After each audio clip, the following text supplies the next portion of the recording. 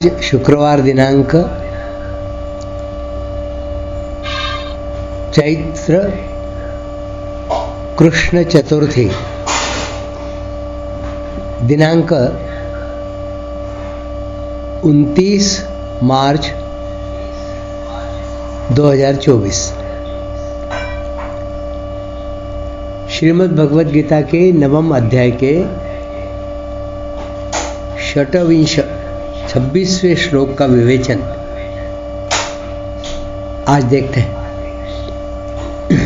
पूर्व श्लोक से संबंध।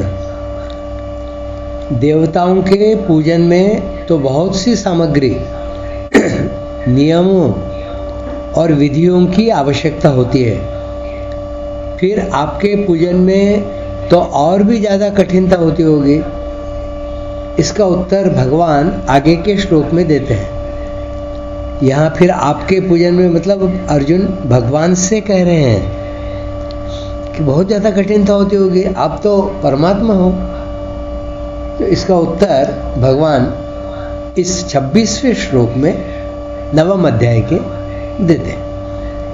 भगवान कहते हैं, पत्रम पुष्पम फलम तोयम यो मे भक्त्या प्रयच्छति तदहं भक्त्युपहृतम्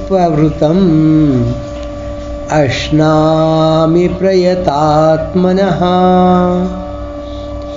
जो भक्त पत्र, पुष्प, फल, जल आदि अर्थात यथासाध्य प्राप्त वस्तु को भक्ति पूर्वक मेरे अर्पण करता है, उस मेरे में तल्लीन हुए अंतःकरण वाले भक्त के द्वारा भक्ति पूर्वक दिए हुए उपहार अर्थात भेंट को मैं खा लेता हूँ। भगवान की अपरा प्रकृति के दो कार्य हैं, पदार्थ और क्रिया।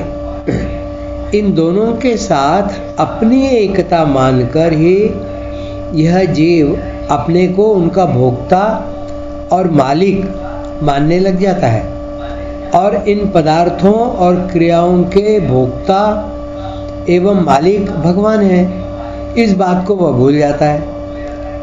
इस भूल को दूर करने के लिए ही भगवान यहाँ कहते हैं कि पत्र, पुष्प, फल आदि जो कुछ पदार्थ हैं और जो कुछ क्रियाएं हैं, उन सबको मेरे अर्पण कर दो।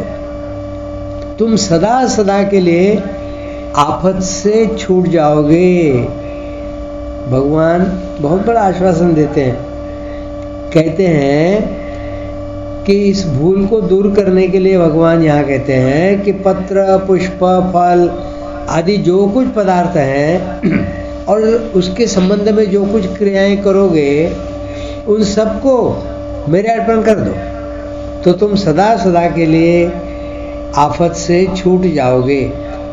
ऐसा नवम अध्याय के 28वें आगे आने वाले श्लोक में भगवान बात कहते हैं। दूसरी बात, देवताओं के पूजन में विधि विधान की, मंत्रों आदि की आवश्यकता है, परंतु मेरा तो जीव के साथ स्वतः स्वाभाविक अपनेपन का संबंध है, इसलिए मेरी प्राप्ति में विधियों की मुख्यता नहीं है।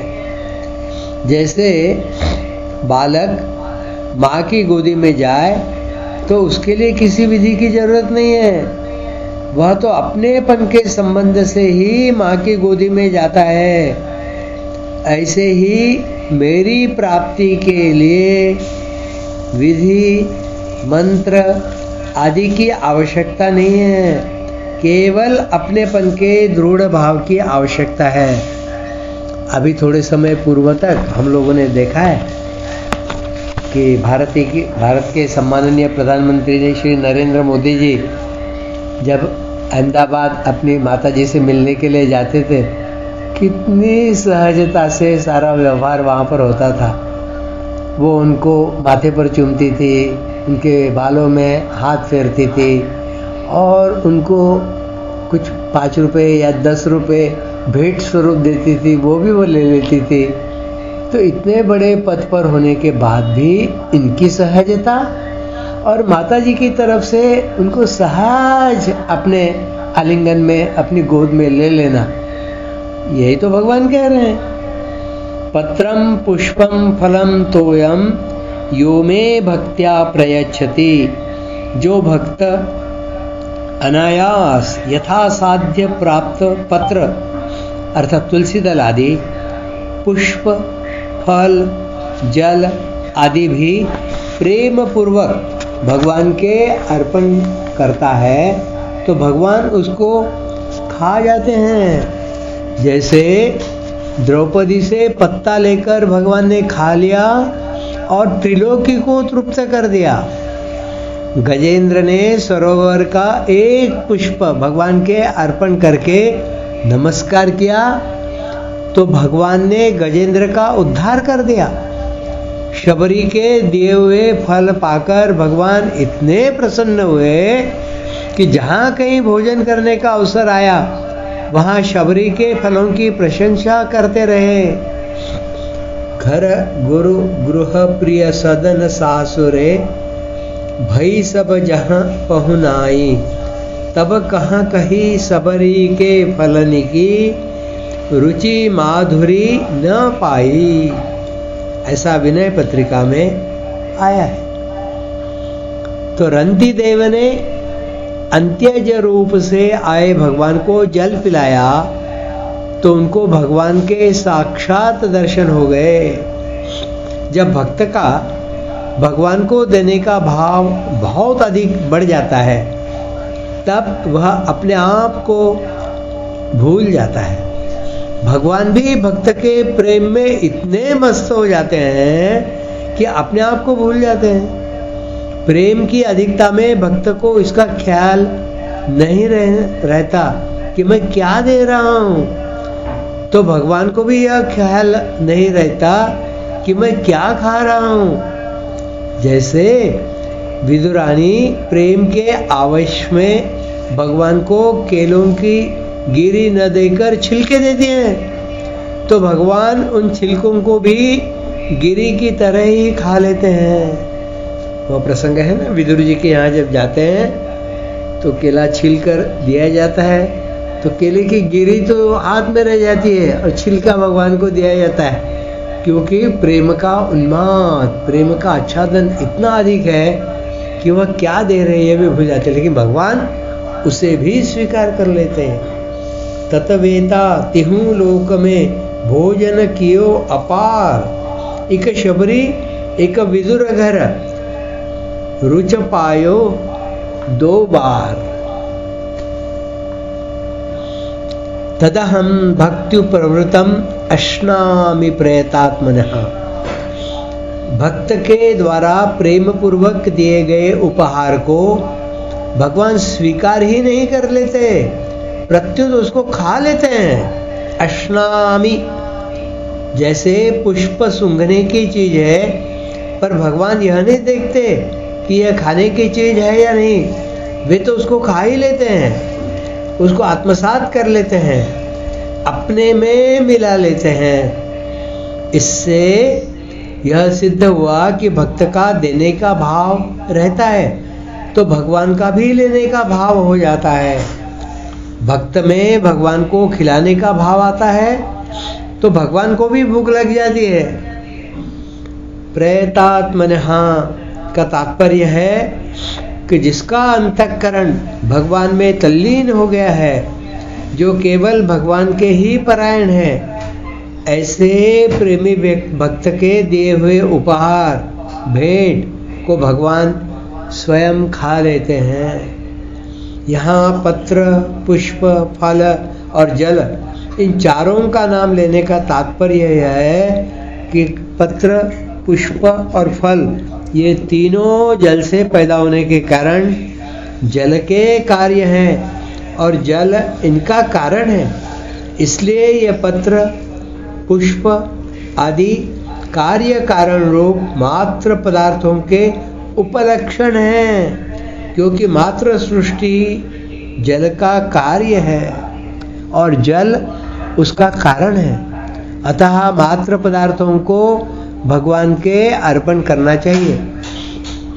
इस श्लोक में भक्त्या और भक्त्यु प्रवृतम इस रूप में भक्ति शब्द 2 बार आया है। इनमें भक्त्या पद से भक्त का भक्ति पूर्वक देने का भाव है और भक्त्यु प्रवृतम पद भक्ति पूर्वक दी गई वस्तु का विशेषण है।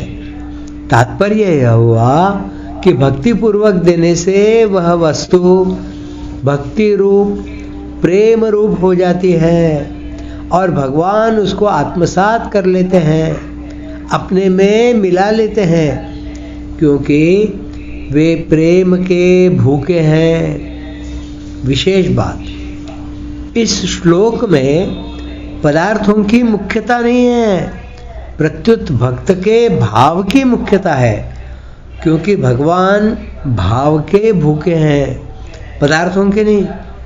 अतः अर्पण करने वाले का भाव मुख्य अर्थात भक्ति रूप होना चाहिए। जैसे कोई अत्यधिक गुरु भक्त शिष्य हो तो गुरु की सेवा में उसका जितना समय वस्तु क्रिया लगती है उतना ही उसको आनंद आता है, प्रसन्नता होती है। इसी तरह पति की सेवा में समय वस्तु क्रिया लगने पर पतिव्रता स्त्री को बड़ा आनंद आता है, क्योंकि पति की सेवा में ही उसको अपने जीवन की और वस्तुओं की सफलता दिखती है। ऐसे ही भक्त का भगवान के प्रति प्रेम भाव होता है तो वस्तु चाहे छोटी हो या बड़ी हो, साधारण हो या कीमती हो, उसको भगवान के अर्पण करने में भक्त को बड़ा आनंद आता है। उसका भाव यह रहता है कि वस्तु मात्र भगवान की ही है, मेरे को भगवान ने सेवा पूजा का अवसर दे दिया है, यह मेरे पर भगवान की विशेष कृपा हो गई है। इस कृपा को देख देख कर वह प्रसन्न होता रहता है। भावपूर्वक लगाए हुए भोग को भगवान अवश्य स्वीकार करते हैं, चाहे हमें दिखे या न दिखे। इस विषय में एक आचार्य कहते थे कि हमारे मंदिर में दिवाली से होली तक अर्थात सर्दी के दिनों में ठाकुर जी को पिस्ता, बादाम, अखरोट, काजू, चिरौंजी आदि का भोग लगाया जाता था, परंतु जब यह बहुत महंगा हो गया तब हमने मूंगफली का भोग लगाना शुरू कर दिया। एक दिन रात में ठाकुर जी ने स्वप्न में कहा, अरे यार तुम मूंगफली खिलाएगा क्या? उस दिन के बाद फिर मेवा का भोग लगाना शुरू कर दिया। उनको यह विश्वास हो गया कि जब ठाकुर जी को भोग लगाते हैं तब वे उसे अवश्य स्वीकार करते हैं। भोग लगाने पर जिन वस्तुओं को भगवान स्वीकार कर लेते हैं उन वस्तुओं में विलक्षणता आ जाती है, अर्थात उन वस्तुओं में स्वाद बढ़ जाता है, उनमें सुगंध आने लगती है, उनको खाने पर विलक्षण तृप्ति होती है। वे चीज़ें कितने ही दिनों तक पड़ी रहने पर भी खराब नहीं होती, आदि आदि।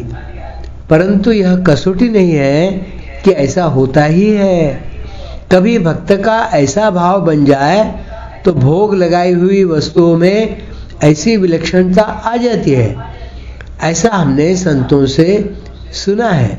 ऐसे स्वामी राम सुखदास जी महाराज कह रहे हैं, मनुष्य जब पदार्थों की आहुति देते हैं तो वह यज्ञ हो जाता है। चीज़ों को दूसरों को दे देते हैं तो वह दान कहलाता है। संयम पूर्वक अपने काम में न लेने से वह तप हो जाता है और भगवान के अर्पण करने से भगवान के साथ योग अर्थात संबंध हो जाता है। ये सभी एक त्याग के ही अलग अलग नाम हैं। आज का यह विवेचन यहीं समाप्त करते हैं। धन्यवाद।